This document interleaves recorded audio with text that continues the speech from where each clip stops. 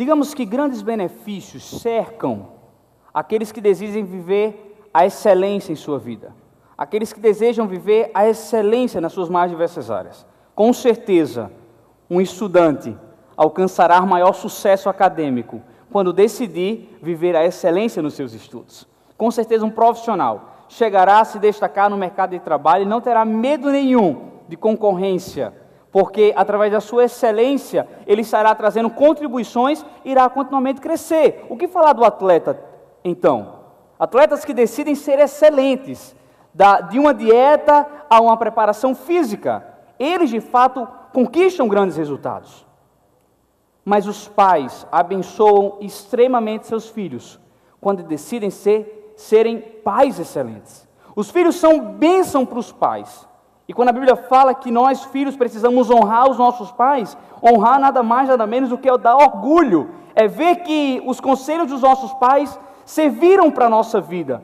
E mesmo sem precisar da consulta deles, nós damos, através do nosso estilo de vida, um feedback muito positivo, de que aquilo que ele falou há tanto tempo atrás, ou repetidas vezes, gerou efeito, nos levou a crescer um pouco mais. Cônjuges, quando decidem serem excelentes, sem dúvida, eles trazem ricas bênçãos para o seu casamento. Para o cristão não é diferente.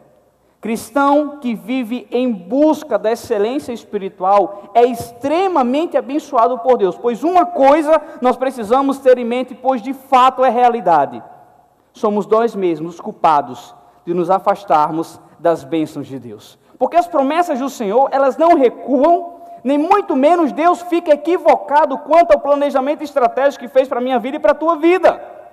Mas somos nós mesmos, os nossos deslizes, a nossa teimosia, a nossa falta de visão adequada espiritual, que nos leva a caminhos contrários. Se você recebeu o seu bússola, note que você tem aí o encarte, que será a nossa palavra de hoje à noite. Em busca de excelência espiritual, parte 5. Eu peço que você tenha em mãos agora e possa ler comigo.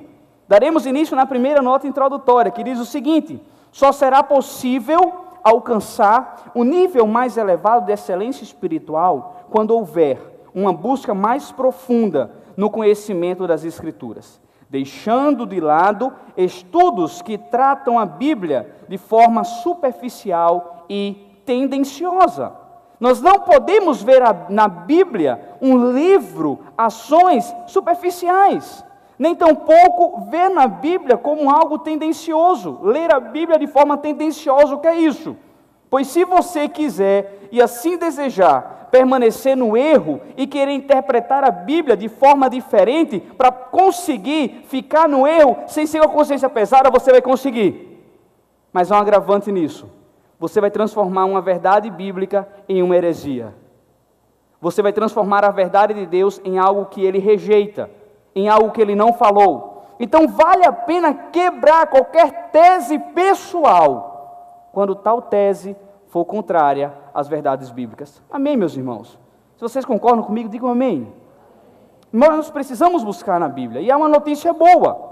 Por mais que existam textos bíblicos que você tem o direito de não concordar, você tem o direito de dizer, não, mas o contexto atual não ensina isso, a cultura não ensina isso, o mundo contemporâneo não ensina isso, o mundo pós-moderno não ensina isso. Certamente valerá a pena obedecer ao Senhor. E mesmo existindo dúvidas, eu trago mais uma excelente notícia. A Bíblia nos fala que um dia nós estaremos face a face com Deus que inspirou os seus autores a escrever a Bíblia. E com Ele, face a face, nós iremos tirar todas as nossas dúvidas. Nós estaremos diante de todos os autores bíblicos e conversaremos com Ele, teremos diálogos eternos. Será muito gratificante. Segunda nota introdutória, leia comigo. Estamos inseridos em um mundo totalmente corrompido e desenfreado. Mas será através da excelência espiritual que faremos escolhas excelentes, alcançaremos bons frutos e usaremos a nossa vida como instrumento nas mãos de Deus. Parece que não há limites no mundo. Onde chegar com tanta corrupção? Onde chegar com tanta formação de quadrilha? E não se espantem, não fiquem surpresos, mas a Cidade Viva decide a partir de agora ter uma comunicação mais clara. Enquanto não queremos, não aceitamos nenhuma ligação com partido nenhum, pois essa política partidária só traz prejuízos ao Brasil, é hora do povo de Deus se unir na política pública que Deus nos orienta. E para exercer a nossa excelência espiritual, nós não podemos aceitar o atual cenário político federal que nos rodeia. Amém? Precisamos mudar. E daí será através da nossa excelência espiritual. Então, meu irmão, como seu amigo, seu irmão em Cristo, eu quero abrir os teus olhos.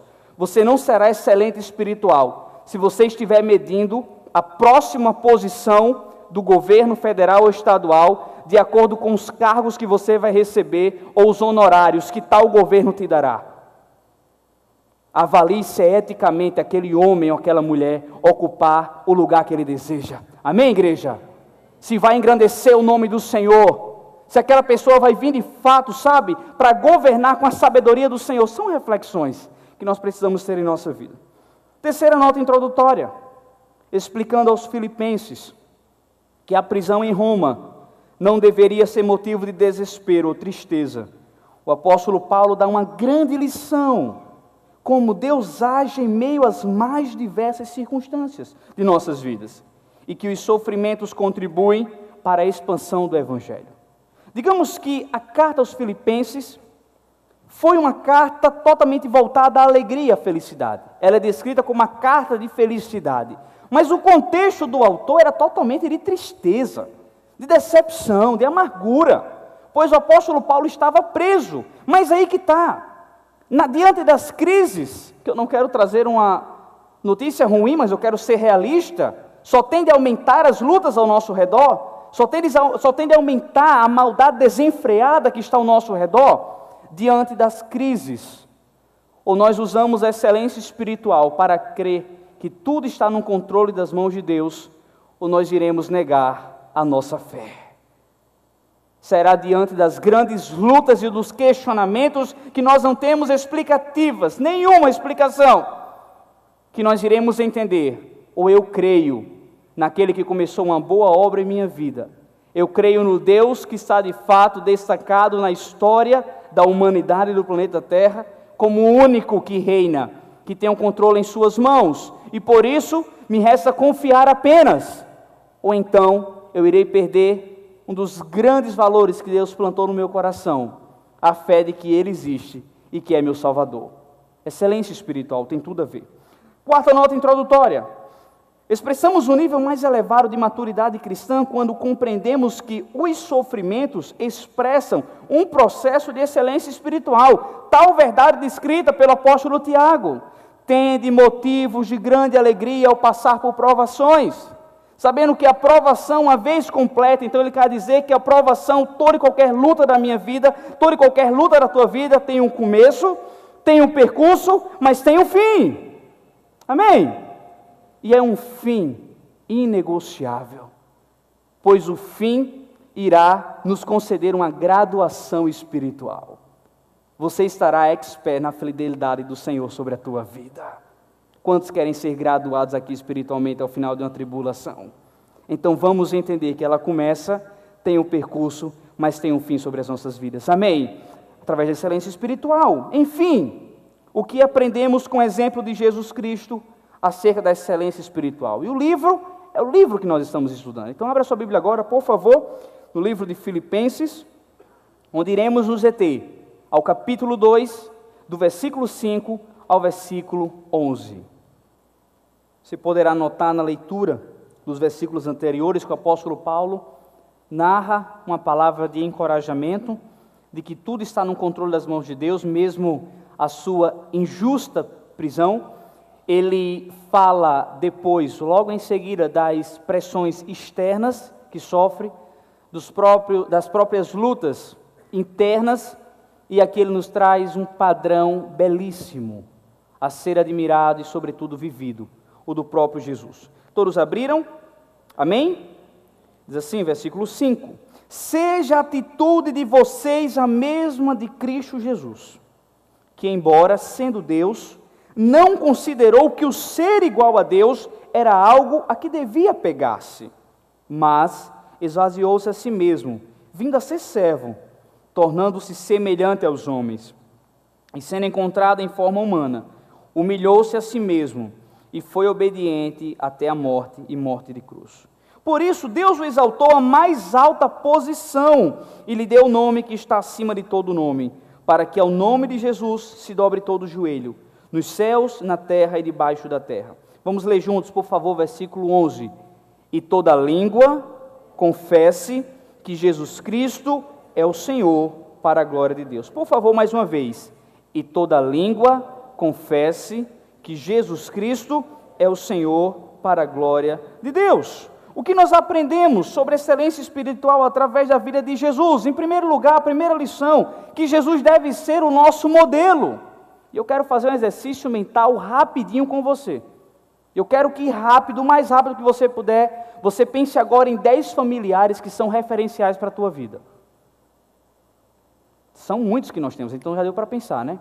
Eu quero agora que você pense em 10 vizinhos que são referenciais para a tua vida. E teu sonho é chamá-lo para morar na tua casa. 10, só 10, talvez você tenha 50, 100. Eu quero que você pense em 10 funcionários que desejam ver o teu crescimento. Amigos de trabalho que sonham em te ver em um cargo mais elevado do que o dele. Pensa, gente, tem muitos. Não tem, gente. Vocês tiveram dificuldade, como eu também tive, de eleger os 10? Tivemos. Por quê? Nós vivemos a escassez de referenciais. Infelizmente. Mas há uma boa notícia diante de tudo isso. Existe um modelo que nos ama. Existe um modelo que se interessa por mim e por você. Existe um modelo que sempre vem ao nosso encontro. Existe um modelo que celebra quando nós acertamos. Esse modelo tem nome. Quem ousa falar em alto e bom som? Jesus Cristo. Aplauda o nome do Senhor. Por esse modelo. Jesus Cristo. Veja aí o que está no seu papel. Primeiro subponto do ponto 1, Jesus deve ser nosso exemplo, pelo fato de ser precisamente nosso Salvador e Senhor.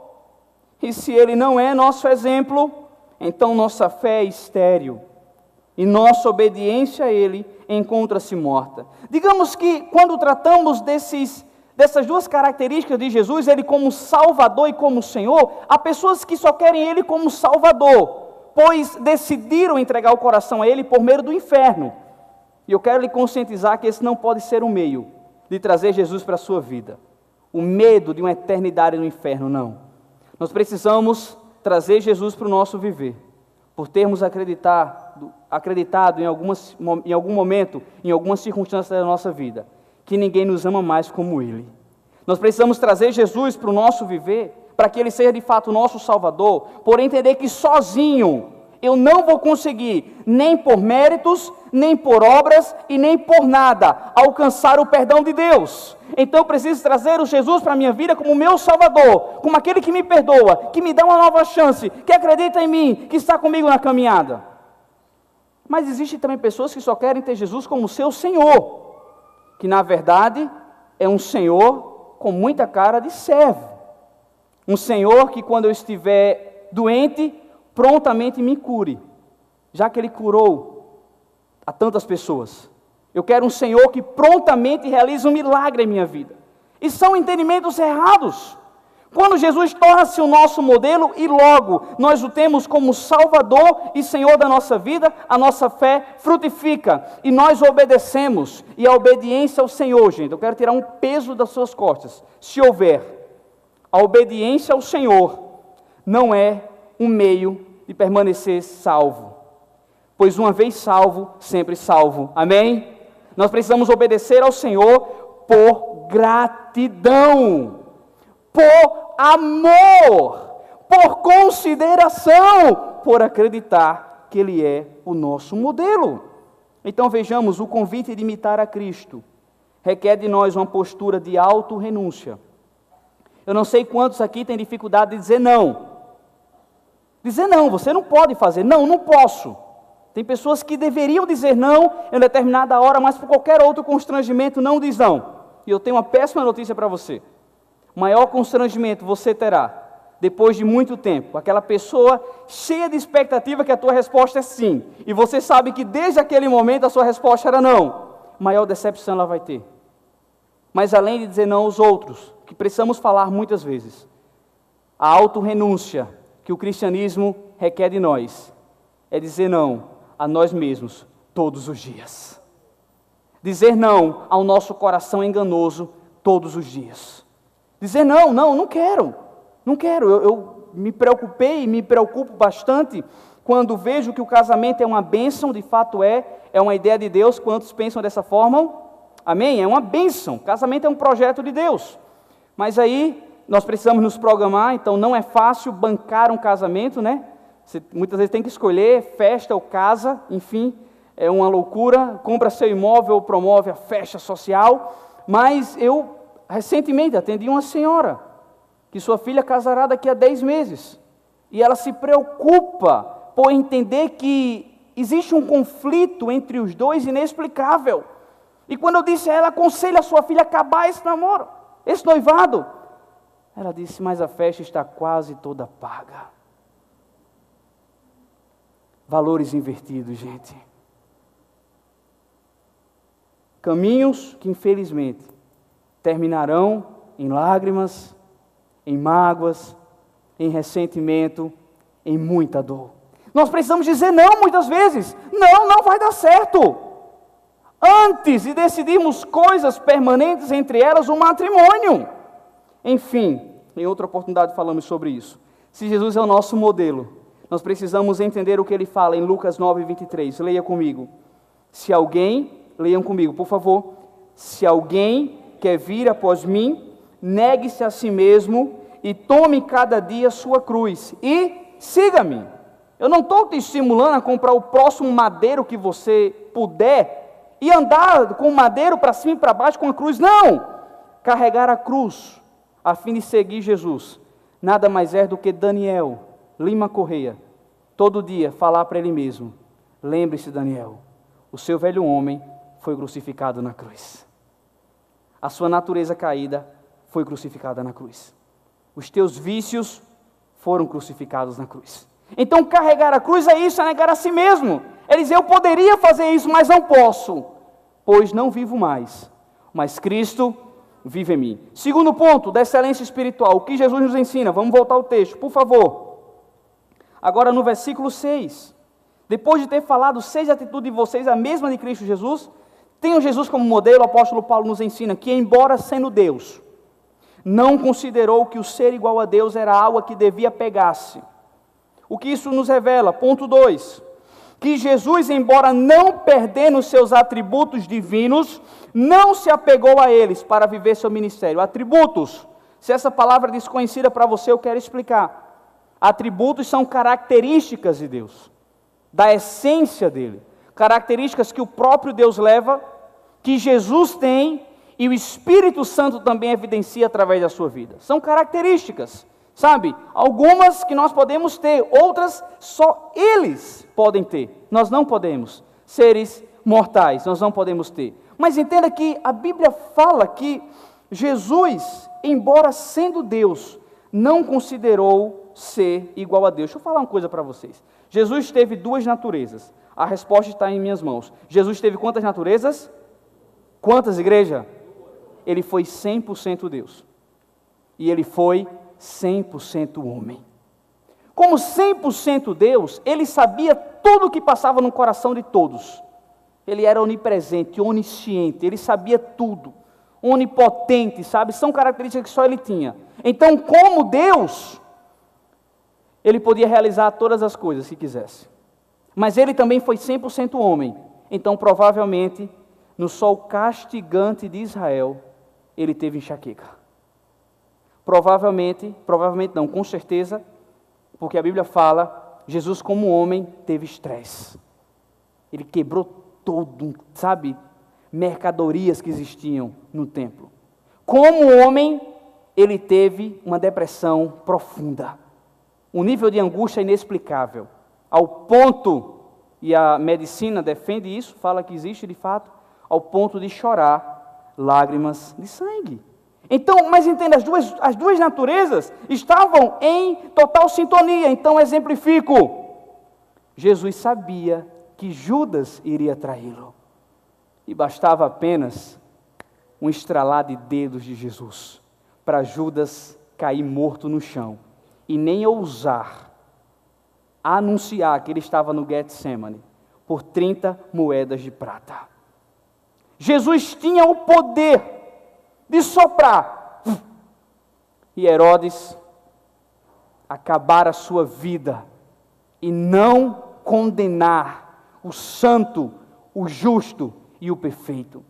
Jesus tinha o poder, gente, com um piscar de olhos, acabar com a vida de Pilatos e mostrar que tamanha omissão tirou dele uma posição ética. Jesus poderia apenas passar nas mãos assim, acabar com os mais poderosos, malhados soldados romanos. Vocês gostaram, malhados, né? 300 mostra isso. Mas ele não fez. Por quê?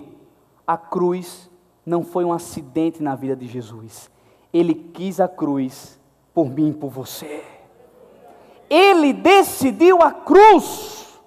Então, sendo 100% Deus, ele cumpriu o que Deus tinha mandado, ele vinha ao mundo, morrer em nosso lugar, como 100% homem, sendo 100% homem, ele não se apegou às suas posses, ele não se apegou à sua posição em cima dos anjos, acima de qualquer criatura, para evidenciar arrogância ou qualquer outra coisa. Leia comigo esse sábio pensamento do pastor Hernando Dias Lopes. Jesus voluntariamente abriu mão de seus direitos. Jesus, antes da sua encarnação, sempre foi co-igual a Deus, co-eterno e consubstancial com o Pai e com o Espírito Santo. Todos os atributos que o Pai tinha, Jesus tinha, que o Espírito Santo tinha, ele tinha também. Ele sempre foi revestido de glória e majestade. Ele é o Criador de todas as coisas, visíveis e invisíveis. Ele sempre foi adorado pelos anjos. O relato dos evangelhos nos revela a encarnação, esvaziamento, humilhação, obediência, morte e exaltação de Jesus Cristo. Preste atenção, vamos ler todo mundo junto. Tal trajetória vivida por nosso Salvador deve abalar a caixa alta, nosso coração, que igreja? Egoísta e vaidoso. Resumindo, quem poderia se achar nunca se achou coisa nenhuma. Quem tinha o poder, de todo o poder em suas mãos, nunca se achou coisa nenhuma. Então não use o seu potencial, não use da tua inteligência, não use de toda a capacidade que Deus te deu para se sentir superior ao outro, pois assim não estarás evidenciando, não estaremos, pois eu sou o primeiro desse grupo a receber essa exortação do Senhor, não estaremos evidenciando traços de excelência espiritual. Terceiro ponto, eu espero que a Bíblia esteja aberta no seu colo. Vamos ler o versículo 7 e o versículo 8, quando diz assim: mas esvaziou-se a si mesmo, vindo a ser servo, tornando-se semelhante aos homens. E sendo encontrado em forma humana, humilhou-se a si mesmo, e foi obediente até a morte, e morte de cruz. Leia comigo o terceiro ponto, diz o quê? A excelência espiritual está presente em uma constante auto-humilhação, por amor a Deus e às pessoas. E nós precisamos entender o que é humilhação. O que é humildade? Eu não estou levando aqui a ter uma decisão totalmente extrema, como alguns optam, de voto, de miséria. Não, não é isso. Ser humilde, querido e querida, é você ter tudo o que você tem, tudo o que você construiu, todo o patrimônio que você tem. Mas ser humilde é viver como nada tivesse.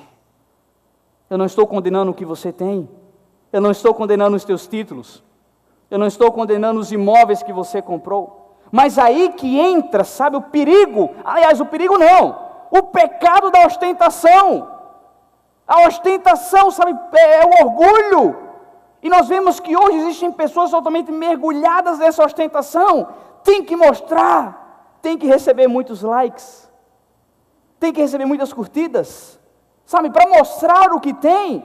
E quando nós vemos que um Senhor, um Deus Todo-Poderoso, viveu essa auto-humilhação, tal auto-humilhação deve nos levar também a, mais uma vez repito, não deixar de ter o que tens, mas viver como nada tivesse. O texto bíblico fala que Jesus se esvaziou de si mesmo. E existem coisas que nos fazem encher. Você pega A algumas vezes na sua vida como eu, não é verdade? A gente pega A algumas vezes. E esse A pode ser uma revolta, nós pegamos A, de forma assim, nós nos revoltamos, mas também nós inchamos, quando existem muitos elogios em nossa vida. Quando existem pessoas que tentam nos bajular, para querer algo em troca, enfim. O melhor conselho para mim e para você, de acordo com Jesus, ao invés de nos enchermos, felizes os que se esvaziam. Amém. Felizes aqueles que se esvaziam. Jesus Cristo, a única pessoa no mundo que tinha razão de fazer valer seus direitos e os renunciou. Não permita que nada na tua vida, títulos, riqueza, bens, nada, alimente no teu coração uma das coisas que Deus mais odeia, chamada arrogância. Ser excelente espiritual é de repente ter tudo, mas viver como nada tivesse. É essa lição que Deus nos mostra, que saibamos como Deus nos ensina, que nos concede graça para isso, sermos humildes, enfim. Vamos ler o segundo subponto do ponto 3. Jesus serviu aos pecadores, às meretrizes, aos cobradores de impostos, aos doentes, aos famintos, aos tristes e enlutados. Quando os seus discípulos no cenáculo ainda alimentavam pensamentos soberbos, ele pegou uma toalha e uma bacia e lavou os seus pés. Queridos, excelência espiritual é ser extremamente voltada a uma auto-humilhação. E você pode conferir, eu quero que você leia quando puder em João, e você irá se deparar com um relato surpreendente. Jesus, juntamente com seus 12 apóstolos, vinha da cidade de Betânia e tinham percorrido uma distância grande até chegar a Jerusalém, até chegar no cenáculo, lugar de reunião, e ali viver a última ceia. Mas perceba que existia algo que ia além da higiene, era uma tradição para o judeu. Pena que hoje nós não estamos ensinando os nossos filhos, as crianças, e muitas vezes não temos cautela em algo tão necessário. Eu sei que eu teria o apoio aqui dos nutricionistas. Lavar a mão antes de comer. Como é necessário isso, né?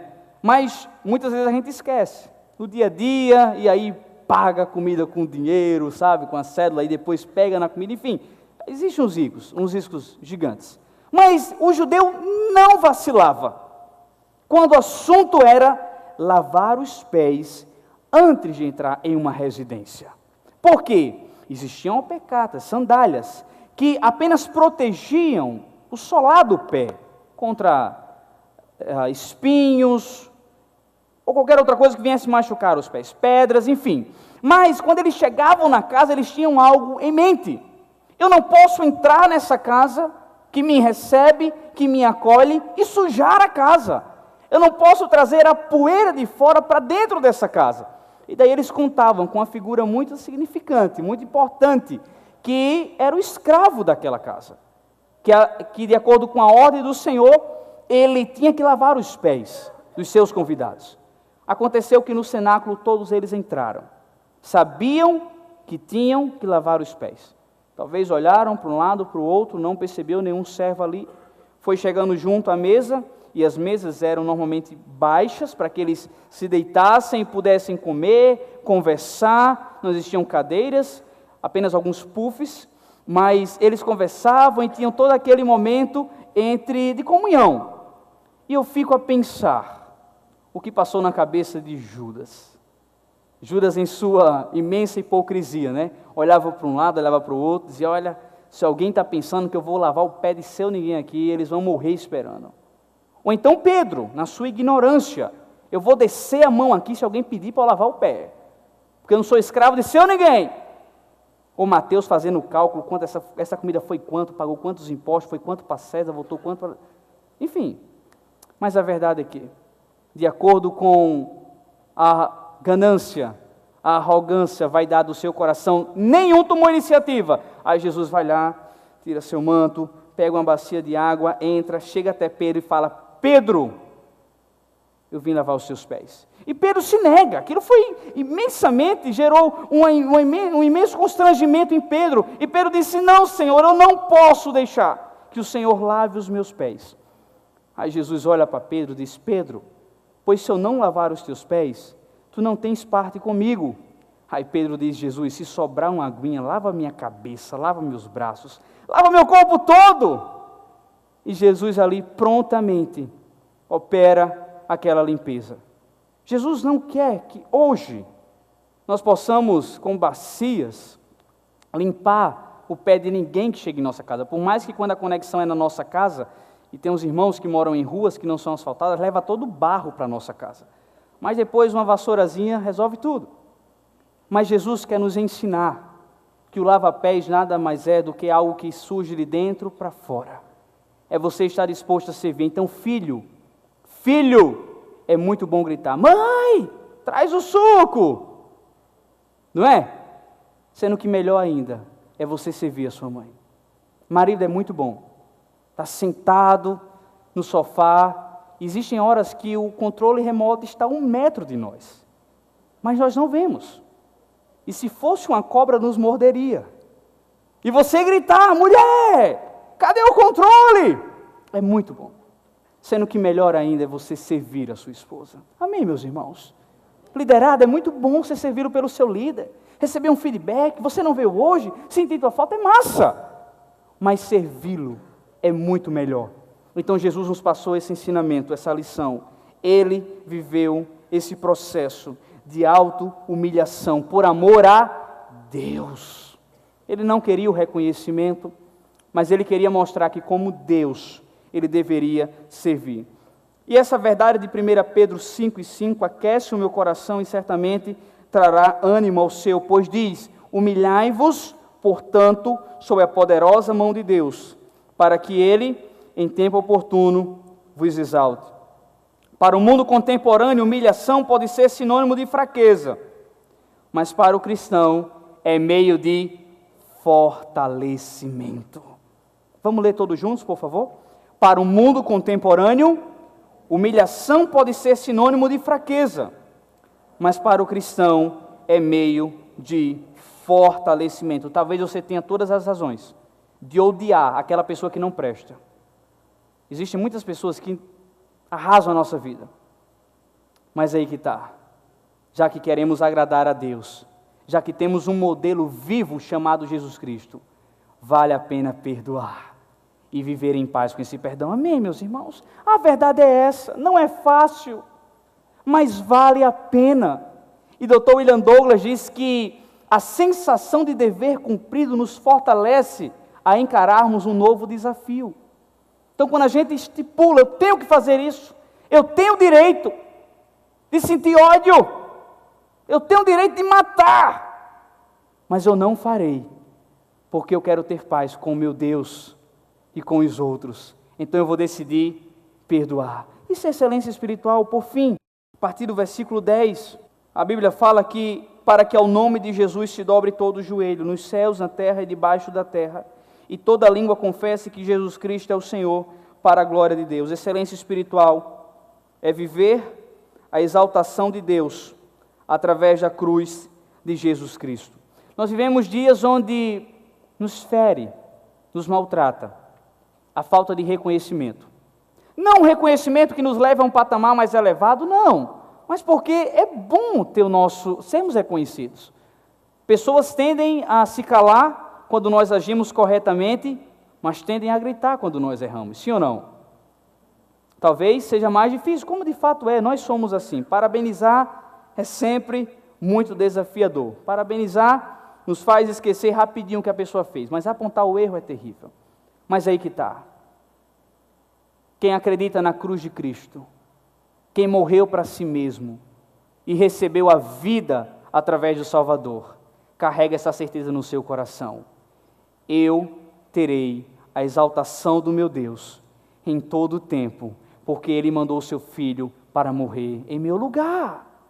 Excelência espiritual, queridos, é se apegar a essa verdade e não negociar de forma nenhuma. É entender que, como Jesus falou aos seus apóstolos, quando vieram comemorando, porque tinham expulsado demônios, porque tinham curado pessoas, eles tocavam e as pessoas eram curadas, eles oravam e toda a pressão saía do corpo, eles estavam trazendo um feedback para Jesus. E Jesus disse: não tende por motivo de alegria essas coisas. Jesus não estava celebrando ali, pelo contrário, ele celebrou, mas ele sabia da perseguição que viria sobre os cristãos, tornando-os mártires na história, pois assim foi que aconteceu com os primeiros cristãos e com todos os apóstolos. Mas Jesus sabia, e por isso ele completou: porém, tende motivo de grande alegria, pelo fato do seu nome estar escrito no livro da vida. Queridos, quando a nossa alegria está voltada a entendermos que nada será capaz de impedir o céu que Deus está preparando para mim e para você, que nada será capaz de impedir que Deus de fato mande o seu Filho vir nos buscar, que nada será capaz de impedir que Deus nos reúna e na sua eternidade possamos vivenciar uma glória marcada por alegria, por contentamento, pela ausência de lutas, de lágrimas ou de qualquer outra coisa. Nós vemos que, Senhor, pode o mundo me rejeitar, pode meu pai e minha mãe nunca ter se interessado em perguntar como eu estou, nunca ter me ajudado a minha vida acadêmica, nunca ter me auxiliado em nada. Eu posso ter sido rejeitado por todos, Senhor, mas louvado seja o teu santo nome, porque eu tenho um Deus que concede a minha salvação. Eu tenho um Deus que permite o seu amor sobre a minha vida. Eu tenho um Deus que revela, mesmo diante das lutas, dos vales, das circunstâncias, que Ele me ama, que Ele está interessado em mim, que Ele irá me proteger, irá me guardar, pois aquele que começou a boa obra há de completar em Cristo Jesus. Apeguemos no coração essa verdade do Dr. William Hendricks. Jesus mostrou através da sua vida que o caminho da exaltação passa pelo vale da humilhação e a estrada para a coroação passa pela cruz. Tudo precisa convergir na cruz de Cristo. E eu me apego aqui mais uma vez esse autor brilhante, o apóstolo Paulo, quando certa vez estando preso injustamente, pela única razão de crer em Jesus. E o livro de Atos nos mostra que 40 líderes judeus, extremamente ricos, extremamente influentes, se uniram em um processo de jejum e disseram: a partir de hoje nós não comemos nada, nós não bebemos nada, até ver Paulo de Tarso morto. Eu não sei como eu e você ficaríamos se nessa cidade que nós escolhemos para viver, 40 líderes influentes em todos os poderes, influentes por ter posses, a fim de contratar os maiores advogados dessa cidade, se eles se unissem em um propósito: acabar com a minha e a tua vida, pelo simples fato de acreditarmos em Jesus. Mas calma, fiquem tranquilos, pois talvez, provavelmente, com quase 100% de certeza, não haverá sobre a igreja uma perseguição armada. No entanto, a igreja hoje está inserida em uma perseguição ideológica, em verdades que comprometem a verdade de Deus. Querido, será através da cruz de Cristo que nós iremos nos apegar mais no Senhor. Se você confessar com a sua boca que Jesus é o Senhor e crer em seu coração que Deus o ressuscitou dentre os mortos, será salvo. Para você que não teve ainda o encontro com Jesus, para você que é frequentador de cultos, de missas, de reuniões, cristãs ou não, para você que é um admirador apenas do que Jesus fez na cruz, Deus quer te levar a uma experiência excelente, recebendo Jesus como teu Salvador. O que Ele quer de nós é apenas um reconhecimento: sou fraco, Senhor, sou pecador. Ele não quer de nós peregrinações, procissões, Ele não quer de nós boas obras para sermos salvos, não quer de nós. Ele quer de nós reconhecimento: Senhor, não tenho valor nenhum, sou pecador, mas vem sobre a minha vida mudando a minha história. Na cruz de Cristo, nós podemos viver experiências marcantes e profundas daquele que nos amou. Que Deus nos abençoe em nome de Jesus. Amém.